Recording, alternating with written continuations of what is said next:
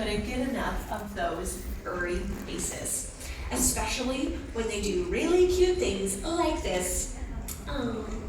So you can imagine my amazement when I learned sea otters aren't just incredibly cute. This is the face of a predator. Doesn't look like it, I know, but the aquarium has been studying them for over 30 years. Today I get to share with you the story of one of those otters born right off of our back deck. Everyone meet Luna. She's the brown fluff ball taking a nap on her mom's belly. She's about 3 days old and weighs around 4 pounds, and for the next 6 to 8 months, she will depend on her mom for everything she needs to survive. She is being observed by Michelle, one of a team of researchers who has the dream job of hanging out with sea otters all day. But watching and tracking them is also really important work. Way out there, swimming. She and the team have spent countless hours observing sea otters and gaining a treasure trove of insight into their lives and the challenges they face living in the wild waters of California. They've discovered that sea otters, and in particular sea otter mothers, really have their work cut out for them. Now, have any of you ever dipped your toe in the Monterey Bay or stuck your hand in one of our touch pools? You know this, yeah? How's the water? It's cold. Imagine spending all day and all night in it, raising your family in it. A healthy fur coat is crucial to a sea otter's survival in that chilly water. So to keep that coat healthy, an otter spends 3 to 5 hours every day grooming their fur. The densest in the entire animal kingdom add up to 1 million hairs per square inch. In the wild, Luna's mom grooms both her coat and Luna's. Not only is she grooming her, now that Luna's mom is nursing her, she needs to increase her daily food intake from 25% of her body weight to 33%. That's like your human mom eating 25 pizzas every day. Now, otters don't have pizza delivery for DoorDash out there in the ocean. Luna's mom eats a yummy variety of shellfish and other hard-shelled invertebrates. That's animals without a backbone, like crabs and snails. And one day, Luna will learn how to catch these animals and use tools like rocks to crack into her prey and break open shells. Now, I think it's safe to say most of us have a favorite food. I invite you to think of yours now. Personally, I love a good chocolate chip cookie, and sea otters have favorite foods as well. Luna's mom enjoys a shrimp cocktail. Can't blame her. But her favorite food is sea urchins. Now, sea urchins, they love to munch on kelp, and if they eat too much of that kelp, they can become so abundant that entire kelp forests can literally disappear, leaving behind an urchin barren. That's where sea otters come in. By keeping urchin populations in check, sea otters play a starring role in maintaining healthy kelp forests that are able to provide food and shelter for over 1,000 ocean critters that you and I know and love, making them a keystone species. But let's go back for a minute to our team of researchers. Every year, they work with research partners to count the number of sea otters along the California coast, by land, by sea, and even by air as well. The population as a whole, we also track the movements of individual otters, sometimes taking them on field trips to the aquarium and outfitting them with transmitters and flipper tags to help us follow their movements once they return to the wild. This is all part of our work to identify the threats otters face to help create a safer future for sea otters like Luna.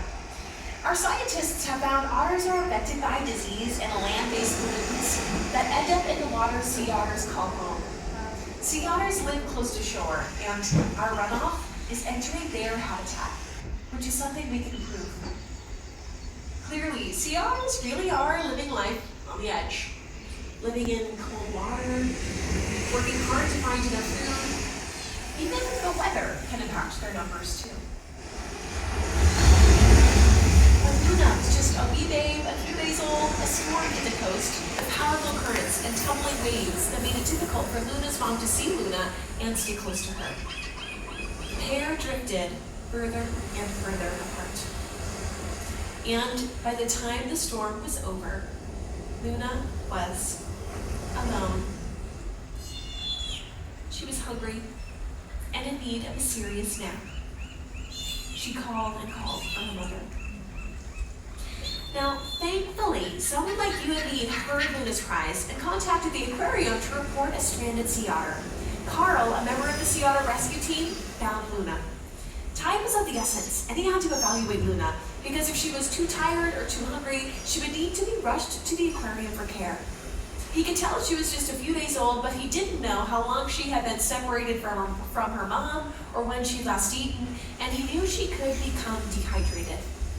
However, Luna looked strong and alert. She even looked a little feisty with those little chompers.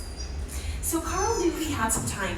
He looked around hoping to reunite her with her mom because that is the aquarium's first goal, to reunite a mother with her pup. So Carl devoted as much time as he could searching for her. And of course, Luna continued to cry out. Which is actually just what Carl wanted. Sea otter moms could recognize their pups' cries from incredible distances. He was hoping Luna's mom would hear her cries and she'd be drawn in close enough for him to reunite them. No, I haven't seen it. It looks like a female. Eventually, Carl made the tough decision to call off the search. He needed to take Luna back to the aquarium where our team was ready to welcome her with open arms and care for her just like this. For several weeks, our staff gave Luna a special formula of milk that mimicked her mom's milk. I mean, look at those little paws. Are you kidding? Oh. We also groomed her just like her mom would have for 2 to 3 hours every day. I think we would all immediately sign up for this job, even if we'd have to dress up like Darth Vader, right? When working with rescued pups, we wear a disguise, a black poncho, and a welder's mask. This ensemble has an important purpose. And so rescued pups don't associate us with all the tender love and care they typically be getting from their moms, because if they did that, they would imprint on us. And this bonding is what we're trying to avoid. But we didn't always raise otters this way. When the aquarium first started rescue and care work with otters, pups were raised face to face with humans. Our otter team would care for and teach these pups to use tools like rocks to crack into their prey. Ready and big smooch. Then we would take them to the kelp forest off of our back deck to teach them to dive and forage for food with a 10 out of 10 diving technique. Beautiful. An unintended consequence of this was pups that associated us with food and comfort, and when we'd return them to the wild, they would sometimes hop into boats or invite themselves to beach picnics. Now I know what you're thinking, who would want a sea otter at their picnic? But by this time they had a full set of teeth and claws and were the size of about 50 to 80 pounds. So those small puffballs of fur were not very large puffballs of fur. This put both people and otters in hairy situations. We learned over time that the best person to take care of an otter isn't a person at all. It's another otter. When Luna was 4 weeks old, she was given solid food for the first time and moved to the sea otter nursery. As she approached 8 weeks, little did she know she was about to meet someone special. She was introduced to an adult female resident otter who would act as her surrogate or foster mom. Her name was Tula. At first, when Luna was introduced to Tula, she wasn't too sure of her and figured a game of hide and seek would make a good first impression. But Tula was a wise mom and knew if she gave Luna some time and space, things would change. Gradually, Luna grew more curious of Tula until, pretty soon, this happened. Tula was an excellent teacher for Luna because she had done this before. In fact, she was the first resident otter at an aquarium to raise a stranded pup that wasn't her own, pioneering our groundbreaking surrogacy program. Now, our resident otters can't be returned to the wild because they need continued care, but they can act as teachers in otter school, which consists of recess, of course. But they're hard at work as well. Tula's teaching Luna to forage for food just like she would in the wild. Other classes included eating live prey, like this nice juicy crab. And trust me when I say Luna quickly got the hang of this skill. Watch this. Oh yeah. 9 classes consisted of diving in a deeper body of water. When visitors took a night to the aquarium, our exhibit otters were moved behind the scenes, giving the whole space to Luna and Tula to dive and swim to their heart's content. This was both fun and an important skill Luna would need once she's returned to the wild. Luna took to all of these skills as quickly as she had learned to take a bottle. And in the blink of an eye, it was time for her final exams. Luna had grown to be a healthy and agile juvenile sea otter, breaking open those crabs. Child's play. And it was time for our veterinarian, Dr. Mike, to fit her with a transmitter to help us follow her movements so we can watch her as she goes out into the wild. We took her to Elkhorn Slough, a wetland about 20 miles north of us, and there, Carl, the sandman who rescued Luna, also got to be the one to release her. Now, you know those stories of animals that look back on their beloved caregiver for one last moment? Well, I can tell you that this isn't one of those stories. Luna disappeared into the water as if she had never left. She was unnatural. And our team continues to monitor Luna, making sure she thrives as a wild sea otter. I'm happy to share that like many of the otters we've released over the years, Luna has thrived and she's even raised many pups of her own. The care and release of sea otters like Luna is only part of the work we're doing to understand California sea otters. Our researchers and their partners are leading the way to better understanding the challenges that threaten sea otters' long-term survival so we can help ensure they can continue to heal. And every single part of this story, from Luna's rescue and release to the work our researchers are doing to understand the threats otters face, all depends on our most important partners, you. We wouldn't be able to carry out the work of saving this iconic and important species without your support.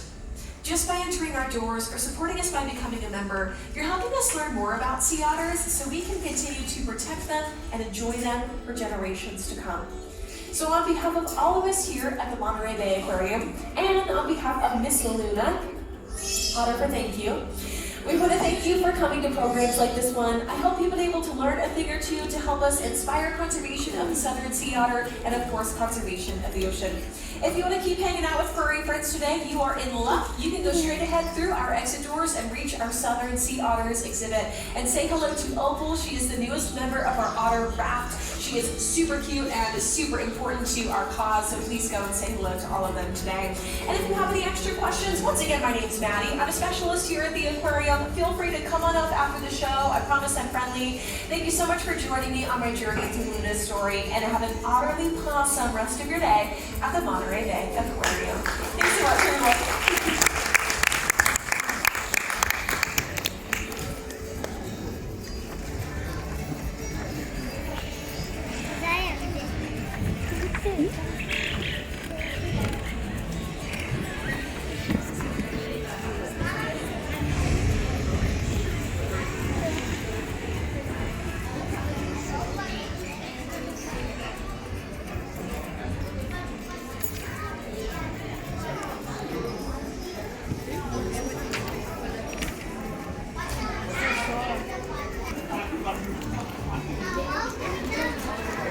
Yeah, good one.